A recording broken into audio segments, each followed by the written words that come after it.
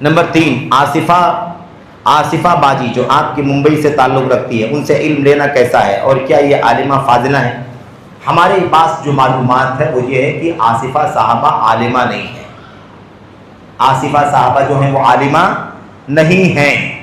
ان کے شوہر سے ہماری بات ہوئی تھی، انہوں نے خود بتایا تھا کہ ہماری بیوی آصفہ صاحبہ یہ عالمہ نہیں ہے، جماعت تبلیغ سے کئی سالوں تک جڑی رہیں، جماعت تبلیغ سے وابستہ رہیں، جماعت تبلیغ میں آتی جاتی رہیں، جماعت تبلیغ کی سرگرمیاں جو ہوتی ہیں، فضائل اعمال، تبلیغی نصاب پڑھنے پڑھانے کی، وہ سارے کام کرتی رہیں، اور اس کے بعد اہل حدیث عالم کی تقریر، غالباً معراج ربانی صاحب کی تقریر سن کر کے اہل حدیث ہو گئی۔ اس کے بعد سے وہ اہل حدیثوں میں دعوت کا کام کرنے لگی۔ یہ ہے ان کی تاریخ۔ اب سوال یہ پیدا ہوتا ہے کہ جب تبلیغی جماعت میں 10 سال 15 سال 20 سال گزرا ہے تو اہل حدیث ہونے کے بعد بھی تو 10 سال گزرنا چاہیے کہ نہیں گزرنا چاہیے؟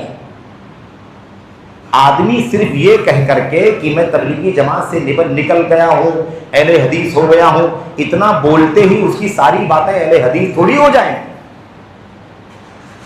اس کی دعوت، اس کی تعلیم، اس کا پڑھنا، اس کا بولنا، اس کی تقریر، اس کا خطبہ، اس کا ہے نا، اس کی مجلسیں سب کیا ہو جائیں گی؟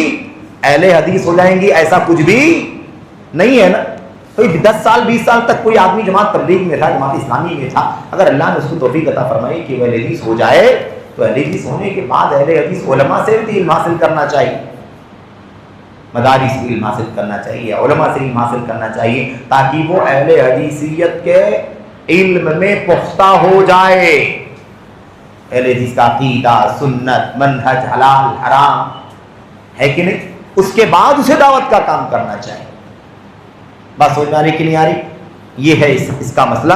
تو یہ عالمہ فاضلہ نہیں ہے۔ آپ کی ذمہ داری ہے کہ آپ علم کے معاملے میں اہل علم سے رجوع کریں، اہل علم سے رجوع کریں، اور خاص طور پر علماء سے رجوع کریں۔